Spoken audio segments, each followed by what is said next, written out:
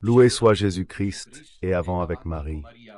Bonne et sainte journée à vous tous, mes chers enfants, dans les cœurs sacrés de Jésus et de Marie, et dans le cœur très pur de Saint Joseph.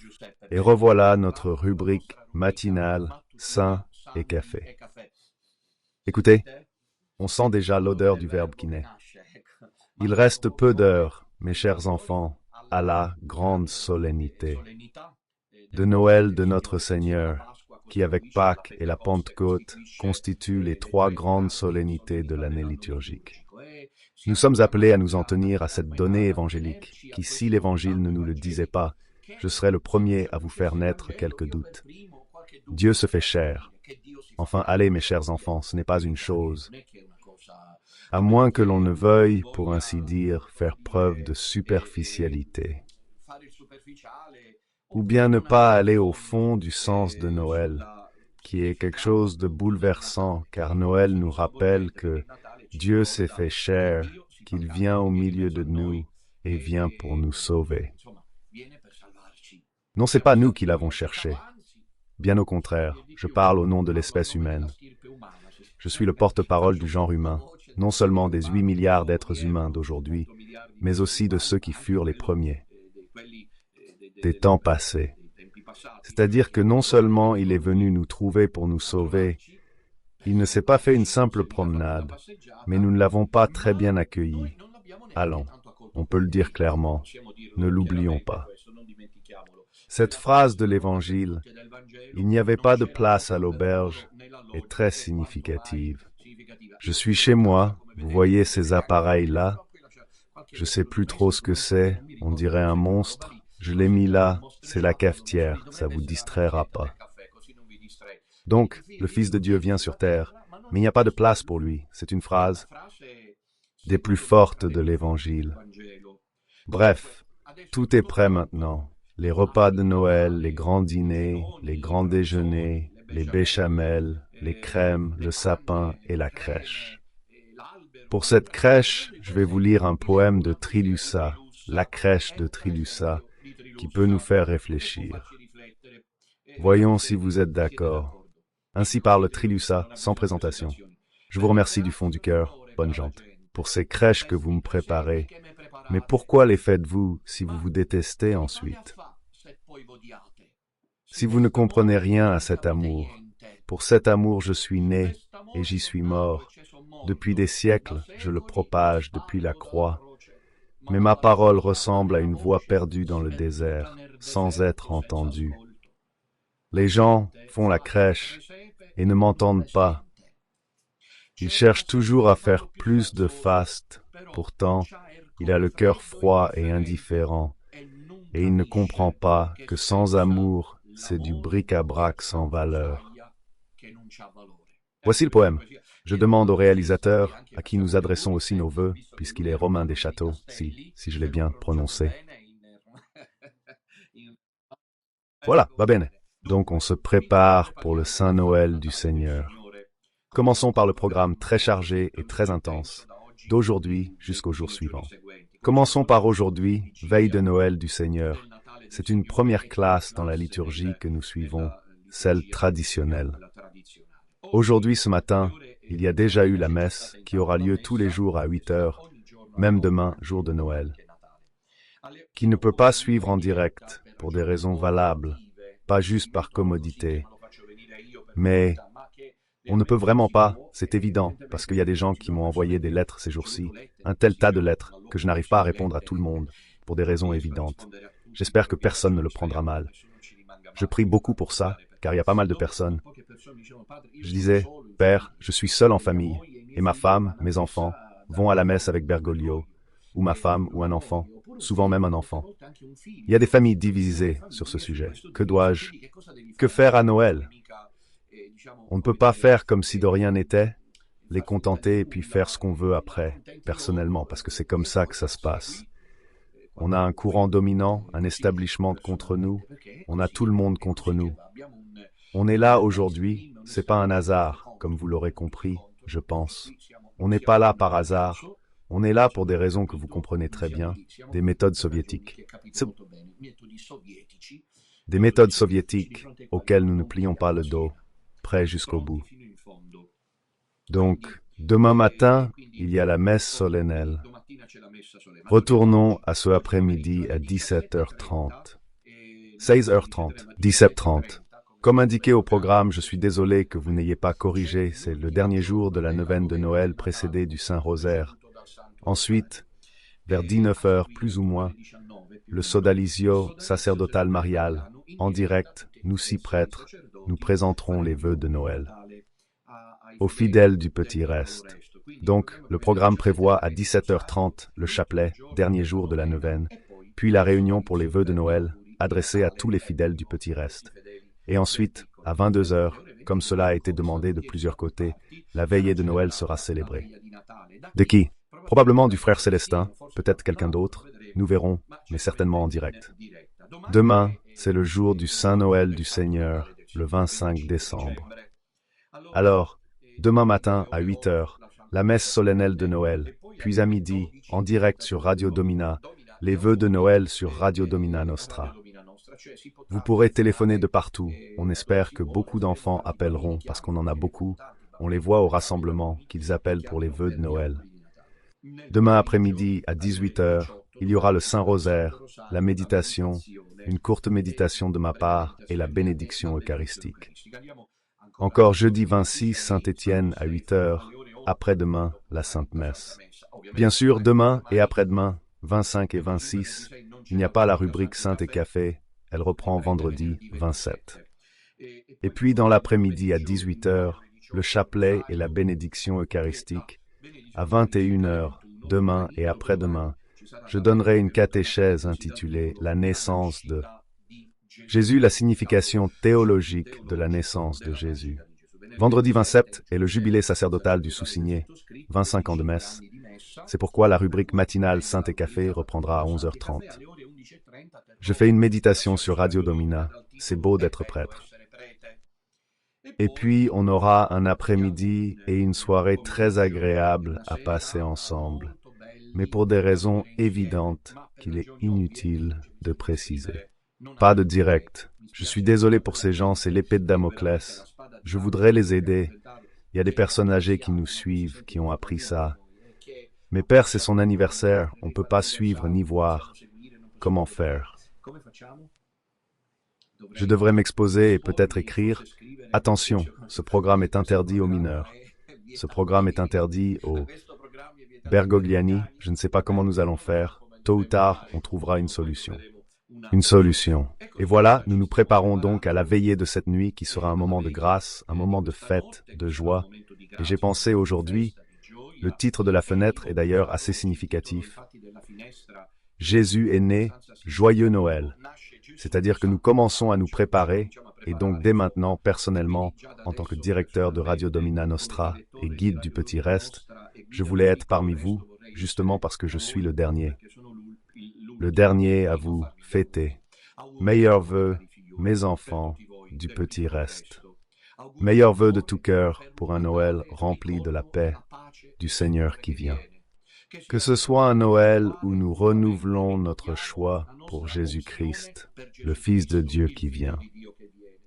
Posons nos yeux et fixons notre cœur sur cet enfant qui est là, au centre de la crèche, si petit, aussi faible et sans défense comme chaque enfant, pour lequel enfant nous prions. Nous devons toujours défendre le don de la vie, et c'est aussi la fête des enfants, la fête de tous les enfants du monde, ceux qui ont le droit de grandir dans l'amour de Dieu. Meilleurs vœux à vous, meilleurs vœux à vos familles, et que la paix, l'amour de l'enfant Jésus atteigne non seulement vos cœurs, car c'est le plus important, mais que l'enfant Jésus apporte aussi de sa petite main bénissante, sa bénédiction dans vos maisons, vos familles et vos vies. Aujourd'hui, j'ai pensé vous offrir la lecture de la naissance de Jésus par Maria Valtorta. À supposer que je le trouve, c'est pas toujours facile à trouver, mais je crois l'avoir ici et je fais quelques remarques pendant que je le cherche. Les voici ici. Le livre de Maria Valtorta, pas nécessairement. Par exemple, le livre de Maria Valtorta, l'œuvre de Maria Valtorta, tu n'es pas obligé de partir de l'option surnaturelle. Je vais vous montrer comment faire. S'il y a ceux, parce qu'il y a tant de sceptiques envers l'œuvre de Maria Valtorta, moi, pour éviter tout malentendu, je suis parmi vous le premier à m'être nourri, au cours des années, dans les steppes du séminaire, dans les steppes, les dunes, les sables mouvants, dirait Valtorta du séminaire, de 8 années de séminaire. Je me suis abondamment nourri des mystiques, plus précisément beaucoup de Maria Valtorta. Mais pas besoin de faire croire que c'est surnaturel. J'y crois, je suis le premier à le dire, j'en suis sûr. Parce que tu peux partir d'un point de vue objectif. À part les descriptions des fleurs, des arbres, mais c'est une femme. Et donc un homme peut-être a un peu plus de mal. L'œuvre, d'un point de vue littéraire, est un chef-d'œuvre, c'est un film. Avec tous ceux à qui j'ai parlé, bien sûr je ne dois pas faire l'apologie de Maria Valtorta. Tous ceux avec qui j'ai discuté et qui ont lu son œuvre me disent « Père, c'est comme regarder un film. » Et selon moi, c'est un don du Saint-Esprit. Donc je recommande toujours à chacun d'avoir les œuvres de Maria Valtorta à disposition, d'accord? Père Pio, interrogé, répondit qu'on pouvait les lire, que la Vierge de Medjugorje, dans les toutes premières années, des prêtres italiens intéressés par les apparitions étaient venus, et qu'un prêtre italien demanda à la Vierge, par l'intermédiaire, il me semble, de Visca, si ces œuvres de Maria Valtorta pouvaient convenir. La Vierge répondit « Oui, lisez-les ». Mais si la Madone et le Padre Pio ne suffisent pas, je dirais qu'il y a aussi Pierre, en ce sens que le pape Pie XII, sans vouloir intervenir spécifiquement, a souhaité conserver, nous savons qu'il conservait l'œuvre, les livres de Valtorta, ce rudimentaire des premières années, sur son bureau. Ensuite, si cela ne suffisait pas, sachez que le sceau d'authenticité d'une mission, d'un charisme, passe par la croix. Et décrire la souffrance de cette femme, ce qu'on lui a fait voir, ce que les prêtres lui ont montré, car le diable s'acharne, il se fâche. Sainte Marie savait le bien que cette œuvre accomplirait. Voilà, après tout cela, lisons maintenant comment Marie Valtorta, avec sobriété, une sobriété véritablement inégalable selon moi, raconte la naissance de Jésus. Il y a ensuite un commentaire de la Sainte Vierge ou de Jésus lui-même, je crois, oui. C'est la Vierge Marie que nous allons lire. Selon le temps qu'on a, on prépare Noël. Jeudi soir vient la naissance du Christ, plus complexe sur le plan théologique. Alors nous en sommes au chapitre 29 du premier volume de l'Évangile, comme il m'a été révélé, qui auparavant s'appelait « Le poème de l'homme-dieu ». J'ai appris ainsi le poème divin. Reasons. Je vois en haut l'intérieur de ce pauvre refuge de pierre où ils ont trouvé asile, unis par le sort à des animaux. Marie et Joseph, nous savons qu'ils n'ont trouvé place nulle part. Pourquoi? Raison, disons, pratique et technique. Il y avait le recensement, fils de 16. L'empereur avait décrété qu'il y aurait un recensement de toutes les provinces de l'Empire. Et Joseph, qui vit à Nazareth, est pourtant de la maison de Bethléem, de la maison de David. Donc David vient de Bethléem, donc il doit parcourir ces quelques 150 kilomètres de Nazareth à Bethléem. Alors, oubliez cette idée que la Terre sainte est toujours chaude. Ceux qui sont allés le savent, même en dehors de l'été. Il y fait très chaud en été, tout simplement à cause de sa latitude. Mais en hiver, il fait aussi froid, surtout sur les montagnes de Judée. Et Jérusalem et Bethléem se situent précisément. En été, je me rappelle ma première visite. Cette neige sur la crèche ne m'avait jamais convaincu. En y allant, j'ai compris, car déjà en été, la première fois que j'y suis allé, je crois que c'était en 98, j'étais diacre, été 98, c'était août, jusqu'en août, avant septembre. Il faisait très chaud, j'étais à Bethléem, je logeais à Bethléem, je me déplaçais, c'était à environ 10 kilomètres de Jérusalem à Bethléem. Maintenant, il y a le mur, donc c'est un problème, quoi qu'il en soit, c'est à 10 kilomètres. Je me souviens d'une chaleur intense pendant la journée, mais dès que le soleil se couchait, il faisait frais. On était bien, comme on l'est sur les collines. Toscan ou sur les hautes plaines, tosco-émiliennes, si sta bene, il n'y a pas cette chaleur lourde. La journée, oui, mais le soir, ça rafraîchit, en été. Mais en hiver, il peut aussi y avoir de la neige. Si vous cherchez parfois, en janvier, les prévisions météo à Bethléem, regardez les températures qu'il y a, vous resterez sans voix, car ce sont les montagnes de Judée. Donc, ils ont dû faire face au désagrément de l'hiver. Giuseppe et la Madone n'étaient pas poveri nel senso indigente del terme. C'est aussi un mythe à déconstruire, je ne sais pas d'où il est venu. C'est faux, c'est faux. C'est pas que Giuseppe était un clochard ou un clochard. Saint Joseph était un travailleur, un homme sérieux, responsable, puis c'était la maison de David. Je dis pas qu'ils naviguaient dans leur monde, mais comme nous quoi. Même s'il y a des riches insoupçonnés, bien souvent, j'ai découvert ça, ils ne le montrent pas. Quoi qu'il en soit, lui non, il venait d'une famille modeste, donc il avait des ressources économiques suffisantes. Il doit aller à Bethléem. C'est vrai, Marie n'a pas 11 mois. Et alors? Mais elles ont compris, car la Vierge était imprégnée de la parole de Dieu. Et toi, Bethléem d'Ephrata, imaginez la joie de Marie. La Madone sait qu'elle doit. La parole divine n'est pas en surface. Je suis désolé que Zeffirelli ait fait cette concession sur les douleurs de l'accouchement. Dommage, car le film de Zeffirelli est un chef-d'œuvre. Il semblerait qu'à l'instar de Mel Gibson qui se serait inspiré de Catherine Emmerich, Zeffirelli, qui était florentin, toscan, se serait inspiré, dit-on, de Maria Valtorta. En effet, tout porte à le croire. Maria Valtorta repose à Florence. Zeffirelli en a sûrement entendu parler. Dommage qu'elle naisse dans la souffrance. C'est impardonnable. Qui sait combien de temps au purgatoire pour ça, si son âme est sauve. Bien, la Vierge Marie, elle, est pleine de joie. Elle est impatiente, car tout se déroule comme prévu. Elle doit aller de Nazareth à Bethléem. Elle est sur le point d'accoucher. Et toi, Bethléem, de toi sortira le chef. Imaginez la Vierge Marie et Saint Joseph. Parlez pas de Noël anticipé à Saint Joseph. Il s'énerverait encore après 2 millions d'années. Ce que ce pauvre saint a vu est incalculable. Mettons-nous à sa place. Le voilà, je commente, je ne lis plus, et il arrive là rien. Une fois, quand j'avais mes premières sœurs qui m'accompagnaient, on ne trouvait rien. Rien. Parce qu'il y avait un congrès d'évangéliques pentecôtistes, il n'y avait rien à trouver. Bref, ça a été dur, je me sentais responsable. Comme sans doute Joseph s'est senti responsable, parce qu'il ne le savait pas encore. Peut-être Marie, oui, je ne sais pas. Je suppose que quelques personnes auront compris qu'il fallait aller dans la grotte, dans l'étable. Saint Joseph a dû souffrir. La Madone veillait sur elle.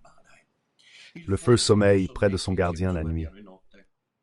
Marie relève doucement la tête de son lit et regarde. Elle voit que Giuseppe a la tête inclinée sur sa poitrine, comme s'il réfléchissait. Et il pense que la fatigue l'emporte sur sa bonne volonté de rester éveillé. Giuseppe dort à moitié, mais il doit dormir car c'est un fait entièrement divin entre Marie et Dieu.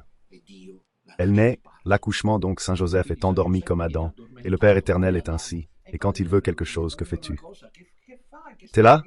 Pour moi, ce sont nos pauvres hommes qui combattent contre Dieu, et le Père éternel est patient, mais il fait comme il dit. Saint Joseph est donc un peu endormi.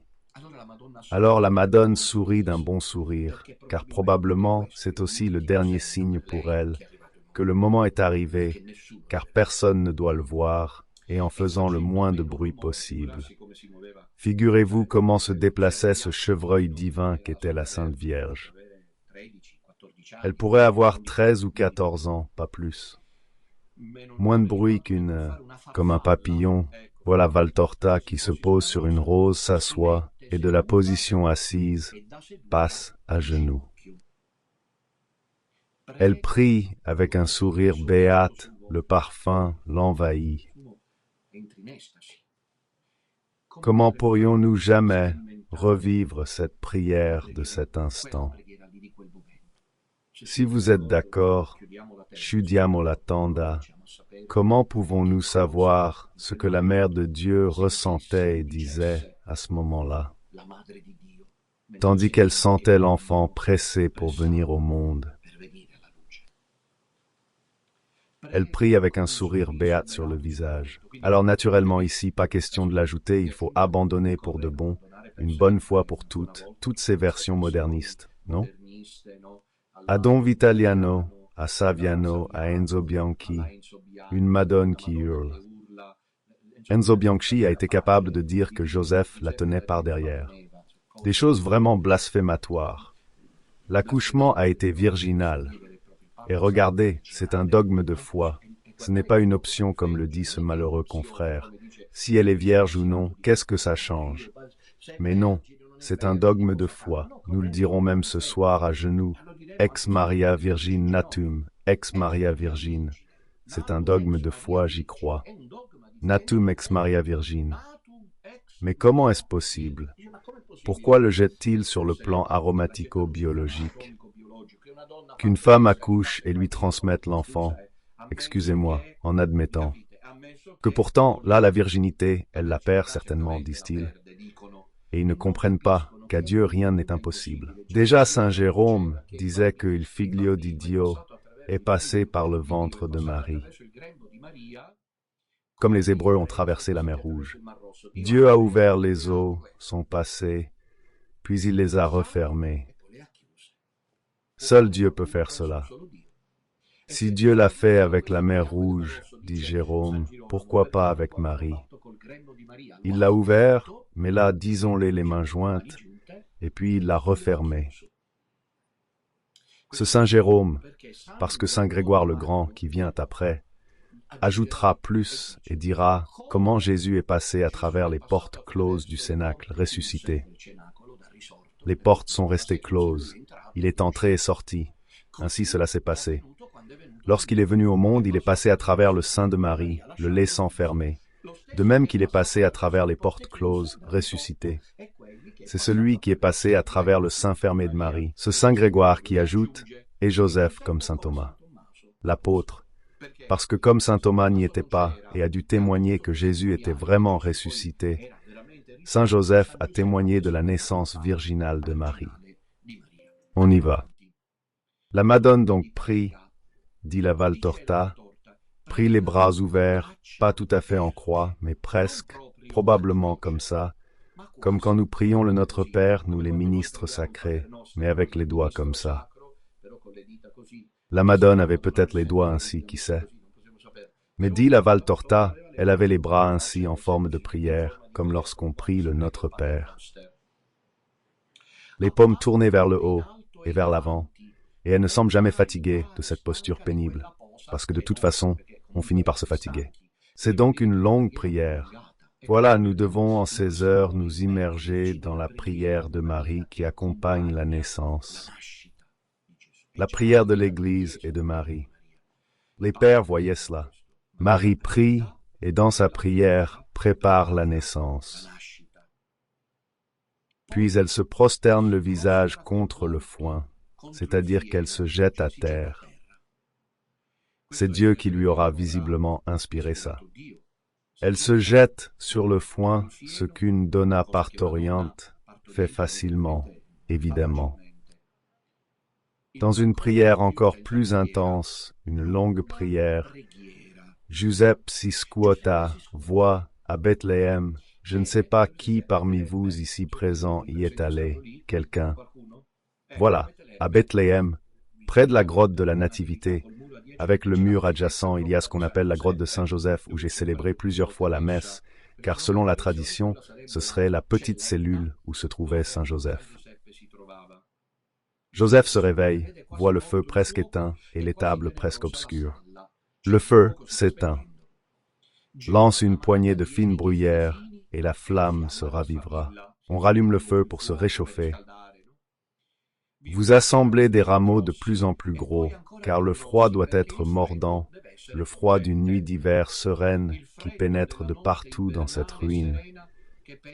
Il y a bien sûr l'anfractuosité rocheuse, et il est évident que, quoi que vous fassiez pour allumer le feu, ce n'est pas un DeLonghi ou un Ariston. Le pauvre Giuseppe, près de la porte, appelant. Ou alors, dit-elle, l'ouverture qu'il utilise pour tendre son manteau doit être glacée, c'est-à-dire donnée sur l'extérieur de la grotte, car il se crée visiblement une sorte d'atmosphère chaude grâce au feu qui réchauffait l'environnement. La pierre, quant à elle, perdait de l'humidité, elle séchait un peu, puis devenait chaude, et donc elle relâchait, car le feu, ou plutôt la chaleur, le feu aussi tend à monter, tend à monter. Donc ces roches prenaient de la chaleur et le tour était joué. En effet, le feu, il serait intéressant de lire les détails de ces récits. Le feu, les bergers qui vivaient dans les grottes l'allumaient tôt, pas à la dernière minute, bien au contraire. Il semble même que bien souvent, ils ne l'éteignaient pas du tout, même si, lorsqu'ils allaient dormir, disons, ils faisaient quelque chose, ils le mettaient dehors. Pourquoi? Pour deux raisons. La peur d'un incendie, et parce que cela arrivait souvent, il y avait des morts, par asphyxie notamment. Et pour éloigner les animaux sauvages, les loups, vous comprenez, les sangliers. Le feu effraie les loups, et c'est ancestral. L'homme s'est toujours défendu des loups avec le feu. L'homme primitif se défendait des loups avec le feu. Donc le loup, si vous croisez un loup, faites ça. En fait, je marche toujours avec ma torche allumée. Si vous croisez un loup, effrayez-le avec le feu. Le loup s'enfuit quand il voit le feu. Donc il mettait le feu dehors, mais pour ça il l'allumait en avance. Les journées sont longues, même à Bethléem, comme ici en Sicile. Plus au nord, c'est un peu différent, mais c'est comme ça, la température et le climat. Le froid n'est pas le froid frioulant, mais c'est froid quand même.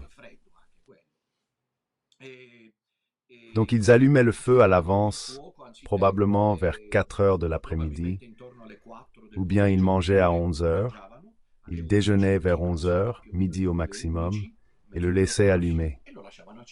Alors Saint Joseph est en train de raviver le feu. Il approche ses mains du feu, retire ses sandales et met ses pieds, le pauvre, pour se réchauffer. Je trouve que parler de la Vierge Marie, se jetant sur le foin, de Saint Joseph se réchauffant les pieds la nuit de Noël, c'est un enchantement. Parce que nous avons toujours eu un problème, tous, et c'est celui-ci, concilier l'humain et le divin. Par exemple, on s'attend à ce que si on pense qu'une personne est sainte, on veuille le stéréotype. Doit être ainsi. Si c'est elle-même ou lui-même, j'ai côtoyé des personnes saintes. Nés Padre Amorth, pour ne citer qu'eux, étaient eux-mêmes, ils n'avaient pas à jouer la sainteté. La sainteté ne se joue pas. On peut montrer qu'on va bien sans s'en rendre compte. Et les autres vont y croire. Les autres s'y trompent, Dieu non. Tu dois être toi-même. Ok? Saint Joseph, tandis que l'enfant divin grandit, ôte ses sandales, les pose près du feu, et la Madone, voilà son visage tourné vers la paille. Ça me fait entrer en extase parce que ça me fait comprendre que ce que nous vivons chaque jour est sainteté. Nous ne devons pas chercher Dieu sait où, mais dans le quotidien. Voilà ce que tu penses. Alors il se chauffe les pieds, et après? Voyons, quand le feu est bien allumé et que sa lumière est stable, il se tourne, ne voit rien, pas même plus la blancheur du voile de Marie, qui auparavant traçait une ligne claire sur le sombre intense. Il se lève et s'approche lentement du lit. Donc, la Valtorta, qui ne connaissait pas la topographie de la Terre Sainte, confirme ce qui se trouve en Terre Sainte, à savoir, dans la basilique de l'époque constantinienne de Bethléem, il y a la grotte de la Nativité. Il faut y aller. Surtout ces dernières heures, je n'ai jamais pu m'y rendre pour des raisons évidentes. J'étais curé, donc je ne pouvais pas aller à Bethléem, en Terre Sainte, pour Noël. Mais voilà, il y a cette grotte, tu y es allé, on y entre, on descend, et puis on entre dans une atmosphère mystique, même le plus distrait. Choisissez en une en bas, il y a plusieurs grottes, puis on vous indique, non pas les catholiques, car il y a quelques franciscains autorisés à y rester. La gratitude de tous les chrétiens et des franciscains de Terre Sainte doit être éternelle. Grâce à eux, nous avons accès au Saint-Sépulcre, à Bethléem, car autrement nous ne pourrions pas y entrer. Les franciscains ont réussi à convaincre les patriarches orthodoxes qui contrôlent les sites les plus importants en Terre Sainte. Ne serait-ce que pour Bethléem, où il est né, et le Saint-Sépulcre, où il est mort et ressuscité. Donc au final, s'ils ont ça, ils ont tout. Les Coptes, les orthodoxes qui regardent le prêtre catholique, mais ils acceptent dès qu'ils voient. J'y suis allé 5 fois en Terre Sainte. Pardonnez ces apartés, mais ils aident, ils donnent à réfléchir. Je me souviens, à notre arrivée, un groupe de Siciliens, on parle jamais doucement, même pour chuchoter, on parle comme ça. Ici, imagine 30, 40, voire plus, des centaines de fidèles qui entrent là-dedans, la fête totale. Mais ce n'était pas une fête débridée, c'était celle de la dévotion typiquement sicilienne, parce qu'on y allait dès que les orthodoxes se sont rendus compte. Ils voulaient agir et j'ai vu une scène inoubliable. 2 franciscains m'ont ému jadis, j'étais jeune, ça m'a marqué. 2 frères franciscains, ayant compris le risque qu'on nous interdise le passage, sont allés immédiatement voir les moines orthodoxes, les gardiens orthodoxes, ont discuté, se sont tus, et nous avons pu passer. Mais le franciscain m'a redit, j'étais là, sans force pour bouger. Allez, dépêche-toi, ça fait vraiment mal ici. Et il y a cette étoile, et solo lì si scrive, verbum caro factum est. Ici, il est né. Narmes, il est né là. Tu peux le lire que là. Là. Alors Joseph cherche Marie, il ne la voit plus. Tu ne dors pas, Marie, demande-t-il. 3 fois. Maria, tu ne dors pas. Jusqu'à ce qu'elle se réveille et réponde, s'il te plaît, tu n'as besoin de rien. Non, Giuseppe, essaie de dormir un peu, de te reposer au moins. J'essaierai, répond la Madone, mais prier ne me fatigue pas. On fait? C'est vrai. Puis, si on prie la nuit, on a ensuite hâte de retourner, surtout en hiver, dans la chaleur des couvertures et des oreillers. Adieu Maria, bonne nuit. Adieu Giuseppe. Marie reprend sa pose, donc le visage à terre à nouveau. Elle adore, car la mise en scène propose cette belle séquence photographique. C'est la véritable étoile qui indique l'endroit exact où Jésus est né. Pas où il est né, comme le disait mon prêtre.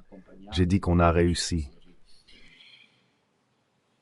Elle prie, les mains serrées sur le visage, puis de temps en temps, elle les lève pour alimenter le feu, avant de reprendre sa fervente prière, seule. Moins le bruit du... D'ailleurs, le fait que Joseph et Marie dorment séparés est une confirmation supplémentaire. Premièrement, de la révérence du très chaste Saint Joseph envers la Sainte Vierge, et puis du mariage virginal qu'ils vivaient. Un peu de lune s'insinue par une fissure du plafond et ressemble à une lame d'argent incorporelle qui cherche Marie. Dieu arrive, le moment arrive. Lumière, le premier élément, lumière. Cette lumière qui arrive comme une lame d'argent incorporelle, qui cherche Marie, s'allonge et la rejoint enfin, la couvrant. Ça me dit quoi? Ça évoque des textes bibliques. Je n'ai pas le temps maintenant. J'en ai pourtant parlé pendant la neuvaine de l'Immaculée. Le Sinaï, les eaux du chaos primordial, et puis encore le buisson ardent. Marie baigne dans la lumière. Marie lève la tête comme appelée par une voix céleste et se met à genoux de nouveau. Oh, comme c'est beau ici, dit la Valtorta. Et elle lève la tête. Mamma mia, qu'a vu Valtorta? Et elle semble resplendir dans la lumière blanche de la lune, et un sourire non humain la transfigure. Que voit? Qu'ouït-il? Qu'éprouve? Seule elle pourrait dire combien elle a vécu, ressenti, et éprouvée durant l'heure radieuse de sa maternité. Ce sont les moments où elle s'apprête à donner naissance au Fils de Dieu. Valtorta écrit « Je vois seulement qu'autour d'elle la lumière grandit, grandit, grandit ». C'est le thème théophanique biblique de la lumière. La lumière est un élément théophanique. La lumière est manifestation de Dieu. Et donc, pour exprimer ce qui se passe, Valtorta est surtout frappé par la lumière. Sa robe bleu foncé semble maintenant d'un double myosotis, et ses mains et son visage semblent en prendre une teinte bleutée, comme ceux de quelqu'un exposé à la lumière d'un immense saphir pâle. Cette couleur qui me rappelle, bien que plus ténue, celle que je vois dans les visions du Saint Paradis, et aussi celle que j'ai vue dans la vision de l'arrivée des rois mages, se répand de plus en plus sur les choses, les vêtements, les purifie et les fait briller. Eh bien, enfin, on est un peu déçu maintenant, parce que Valtorta, probablement par volonté divine, s'y concentra sur les détails secondaires. Dieu l'a voulu. Elle nous parle d'autre chose pendant qu'on attend de voir l'accouchement.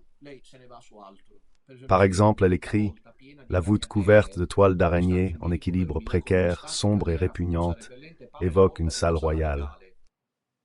Chaque pierre est un bloc d'argent, chaque fissure un éclair d'opale, chaque toile d'araignée un baldaquin précieux aux textes d'argent et de diamants, un gros lézard, son hibernation entre deux bassins, ressemble à un collier d'émeraude oublié là par une reine. » En effet, on doit dire que, ici, la Valtorta méritait le prix Nobel, indépendamment qu'elle soit surnaturelle ou non. On est face à un niveau littéraire indiscutable. Dire qu'un lézard, en hibernation entre deux rochers, est vraiment très beau. Un collier d'émeraude, oublié là par une reine, est digne d'un prix Nobel. Un groupe de chauves-souris en hibernation ressemble à une précieuse lumière d'onyx, parce qu'ils deviennent tous lumineux. Le foin qui pend de la mangeoire la plus haute n'est plus de l'herbe. Ce sont des fils et des fils d'argent purs qui tremblent dans l'air avec la grâce d'une chevelure dénouée. Alors on s'attend à ce que tu nous racontes ça maintenant, dis-le. C'est un message décisif. Le gâteau, t'as eu la grâce divine, tu l'as pas demandé. Que Dieu te montre enfin ce qui n'est jamais arrivé, le déroulement de ce parto. Alors raconte-nous. Qu'est-ce que tu racontes, lézard? On s'en fiche de ton lézard. Je parle en tant que sage. Les théologiens s'en sont fâchés. Ah, alors tu fais la maline. Non, c'est Dieu qui le permet. Parce que le voile doit rester fermé. Donc, pendant que cette sainte nitouche-là accouche, elle est prise d'un accès de folie et de chauve-souris. Qui est si bête? D'accord? Êtes-vous d'accord? Le Fils de Dieu est en train de naître. Les chauves-souris et le lézard t'importent peu. Tu veux voir comment ça se passe. Au contraire, c'est Dieu qui le veut ainsi. Car la Valtorta, même dans le mystère, ne peut le voir. Il ne peut pas voir. OK? En effet, Valtorta ajoute que tout devient blanc, blanc, blanc, blanc. La lumière grandit toujours plus. Elle est insupportable à l'œil. Et elle disparaît, comme absorbée par un voile d'incandescence, la Vierge, se compare et en émerge la mère.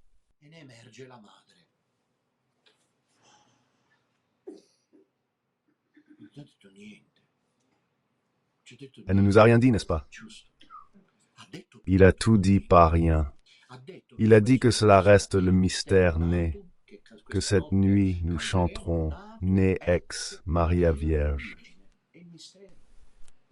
L'esprit, le logo humain, comme cette affaire nous concerne de très près dernièrement, quiconque prétend interpréter l'action de Dieu avec la seule force du logos tombe.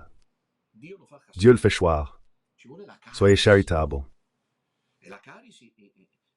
Et la carice est la lentille qui te permet de contempler le mystère, pas de le comprendre.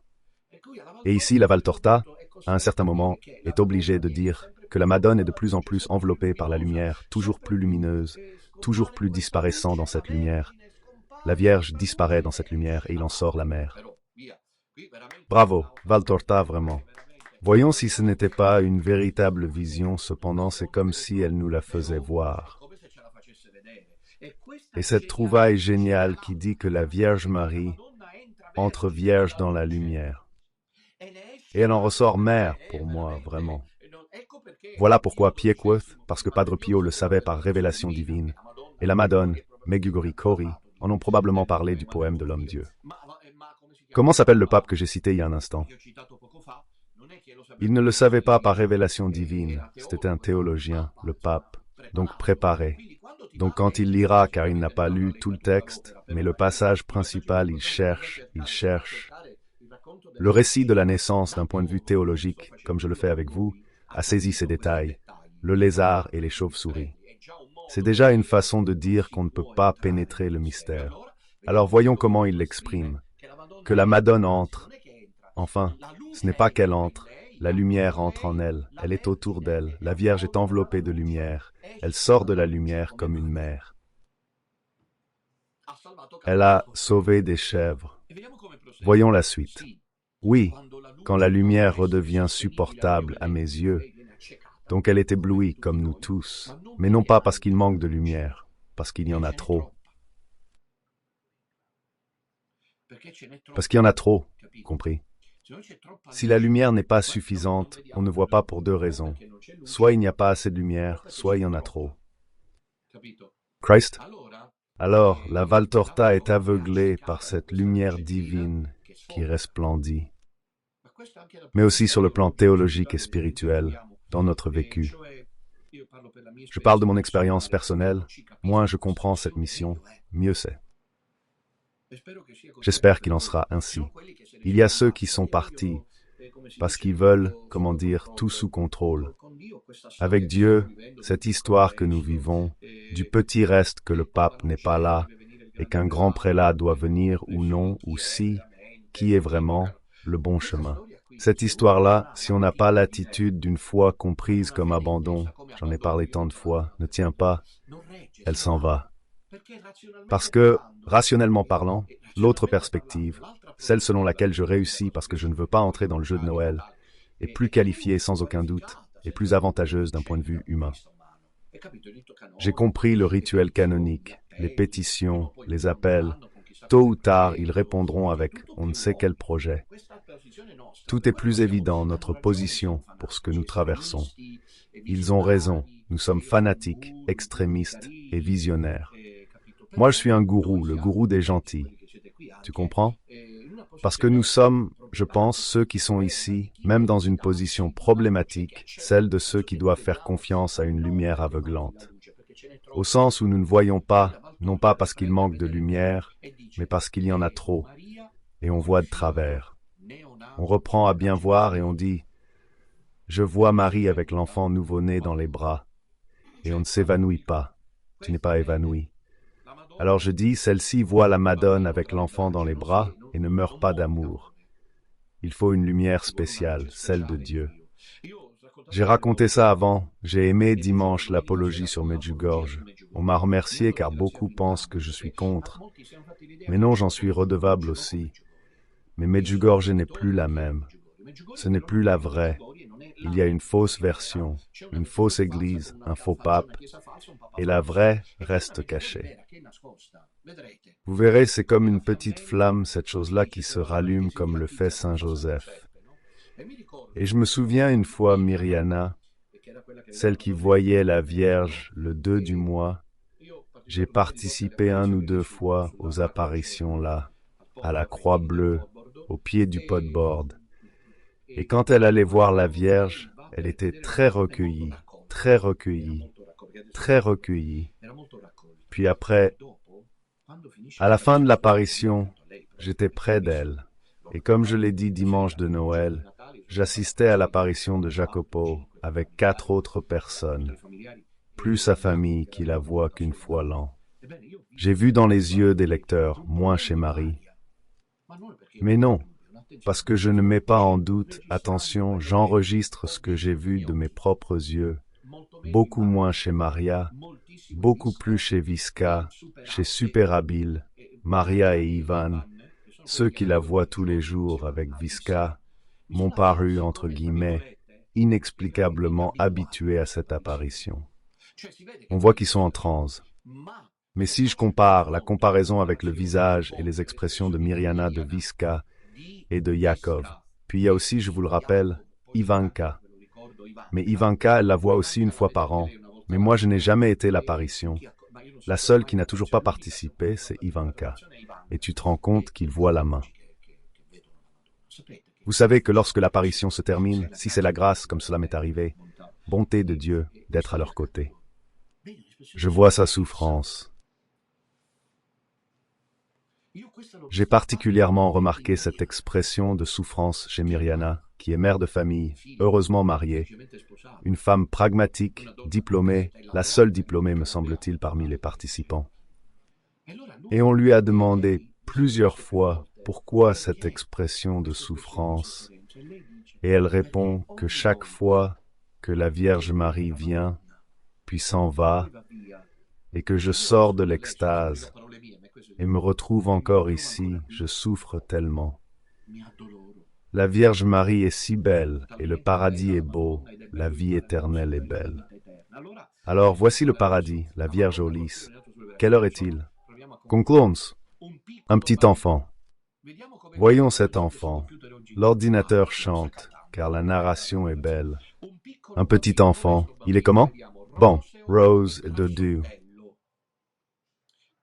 Qui, avec ses petites mains grosses comme un bouton de rose, et ses petits pieds qui tiendraient dans le creux d'un cœur de rose, qui braille d'une petite voix tremblante. Vie, vie. On ne serait pas mort de voir ça. Eh oui, nous oui, elle non. Nous oui, nous avons survécu à la nuit, comme un petit agneau nouveau-né, ouvrant sa petite bouche qui ressemble à une fraise des bois et montrant sa langue tremblante contre son palais rose. Qui bouge la petite tête? Non, assez. Si blonde, à en paraître presque dépourvue de cheveux, une petite tête ronde que la mère soutient dans la courbe de sa main, tandis qu'elle regarde son enfant et l'adore en pleurant et en riant à la fois, et se penche pour l'embrasser, non sur sa tête innocente, mais au centre de sa poitrine, là où bat son petit cœur, qui bat pour nous, là où un jour sera la blessure. Elle la soigne par avance, ça selon moi c'est un emprunt à la Valtorta. Peut-être que vraiment la Sainte Vierge le prévoyait, c'est même plus probable, somme toute.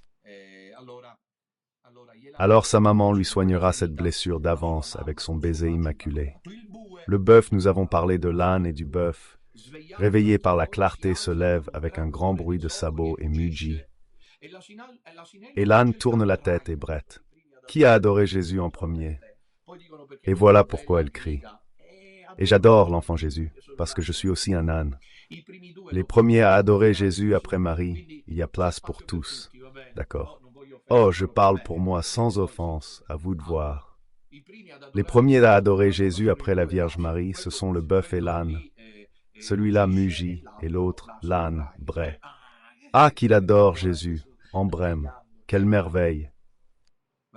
Regardez, je dois vous dire quelque chose. Dieu est inégalable et captivant, tout simplement stupéfiant. Le Seigneur, le Tout-Puissant, ne cesse de me stupéfier. Le Seigneur me surprend toujours. Il aurait pu choisir d'autres bassines. Si c'était nous, allez, on aurait fait naître. Si j'étais Dieu, ou toi Dieu, on aurait fait naître notre Fils unique, tu vois. Avec une étincelle de larmes d'or, tu comprends. Sur un char, d'anges enflammés, etc., etc. Grotte.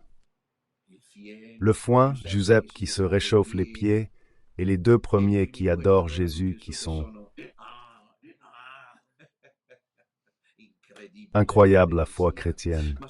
Mais si nous ne retrouvons pas à Noël cette identité empreinte de petitesse, d'humilité, de simplicité, car Dieu est humble et c'est assez curieux comme fait théologique, Dieu est l'humilité par excellence. Même s'il est omnipotent, Il ne domine pas avec son omnipotence.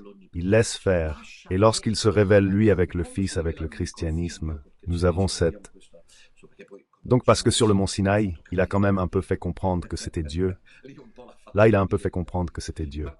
Mais ici, voilà, c'est bon, dit la Valtorta, c'est la lumière qui recueille le petit garçon. Son texte est beau, mais j'aime penser qu'ils ont voulu saluer leur Créateur, pour eux et pour tous les animaux. Oh, et Saint Joseph, dites-moi la vérité oubliée. Vous l'aviez oublié, dites la vérité. Giuseppe qui priait intensément sursaute. Il sent manifestement les animaux faire des bruits, alors il s'inquiète qu'il se passe quelque chose là où se trouve la Madone, non? Qu'un voleur entre ou autre. Ôte les mains de ton visage, lève la tête, il se retourne, bien droit sur ses pieds, il cache Marie, et elle l'appelle Joseph, viens. Joseph accourt. Joseph est le pire de tous dans ce récit, et lorsqu'il voit qu'elle court pour voir ce qui se passe, et lorsque la Madone se retourne, et qu'il voit pour la première fois, Dieu fait chair, il s'arrête. Et il va tomber à genoux là. Mais Marie va à sa rencontre avec l'enfant et lui dit, « Viens, Joseph !» Et le serrant contre son cœur de sa main droite, elle se lève et s'approche de Giuseppe, qui marche maladroitement, je crois, pardon, à mon avis, il ne marchait pas maladroitement, il tremblait. Entre l'envie de partir tout de suite et la crainte d'être irrespectueux. Au pied de la litière de la mangeoire, les deux époux se rencontrent et se regardent avec des larmes de béatitude. Viens, dit Marie, nous t'offrons au Père Jésus. Et tandis que Joseph s'agenouille, elle, debout entre deux troncs qui soutiennent la voûte, élève sa créature dans ses bras et dit, « Me voici. » Pour lui, ô Dieu, je te dis ce mot, « Me voici pour faire ta volonté. » La Vierge dit en prière à la naissance du Rédempteur que c'est l'essentiel. Nous sommes dans le Notre Père, on verra plus tard. Que ta volonté soit faite, me voici à toi. Voici lui, moi, Marie et Joseph, moi l'époux. Voici tes gens, Seigneur. Que ta volonté soit faite par nous, à chaque instant, pour ta gloire et ton amour. Bien, fermons le rideau. Ainsi, avec les derniers mots que nous lisons dans le récit, et la mère, avec son doux pas ondoyant, vous le porte et vous le dépose. Oh, j'ai vu, depuis tant d'années maintenant, que les hommes aussi essayent de faire ce pas ondoyant pour endormir les bébés. Question de mal, posée aux femmes, le bercement paternel est-il aussi efficace que celui maternel?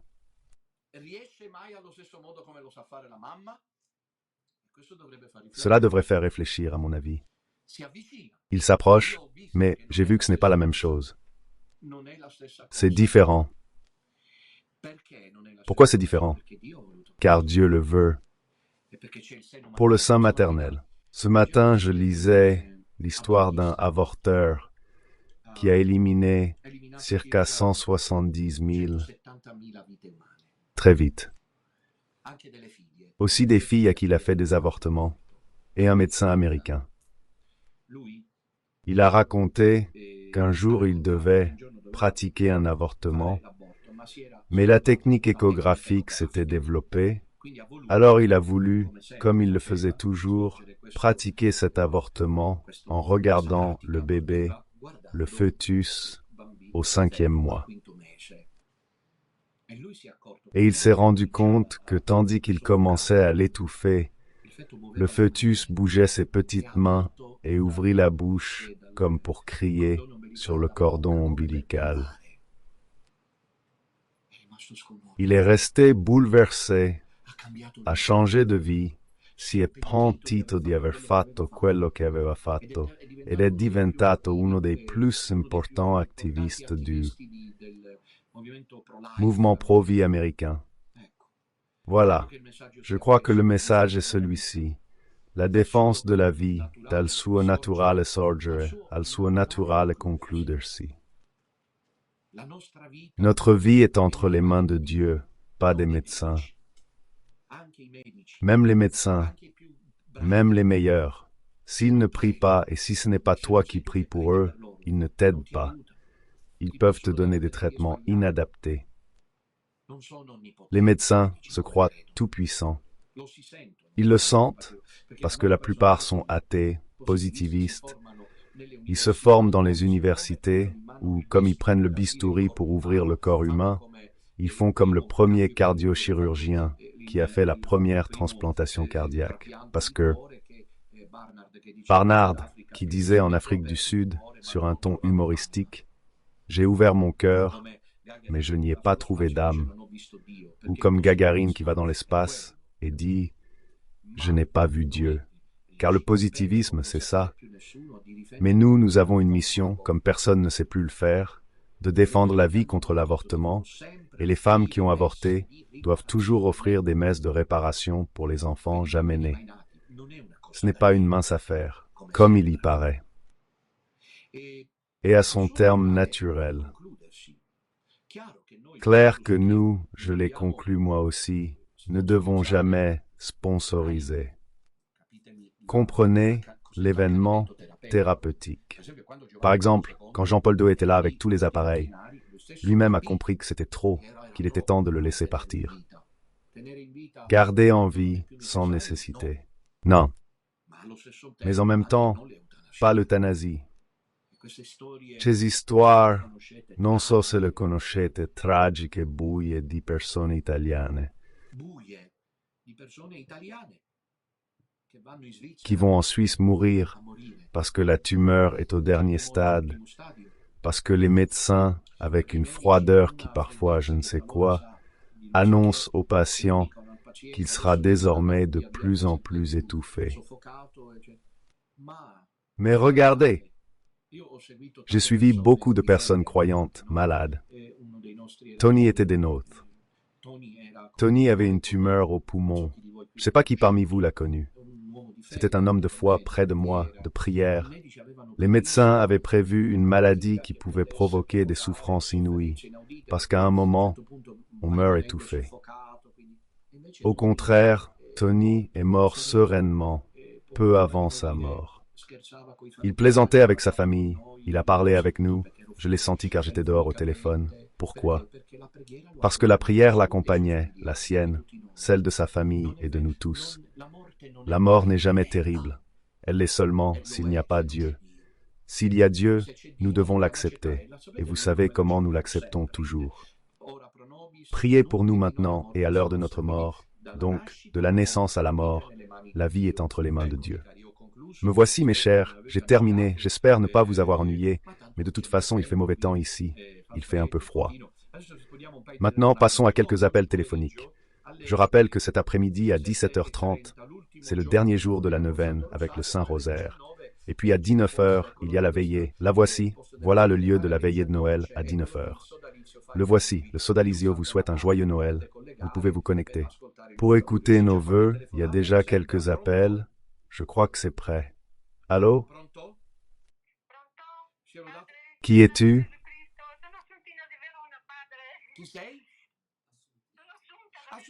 Assuntina, Assuntina, Assuntina, joyeux Noël, joyeux Noël.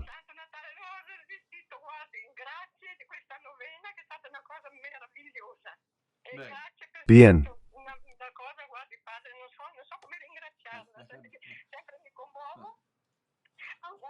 Vœux à tous. Merci. Merci. Assunti, merci. Joyeux Noël, Assuntina. À toi, à ta famille, à tous tes proches, à tout le petit reste. Dis bonjour de la Vénétie, du nord, de la Vénétie, de toute l'Italie. Serrons-nous les uns les autres autour de la grotte de Bethléem à genoux. Adorons cette nuit le Fils de Dieu qui s'est fait chair, qui est né parmi nous.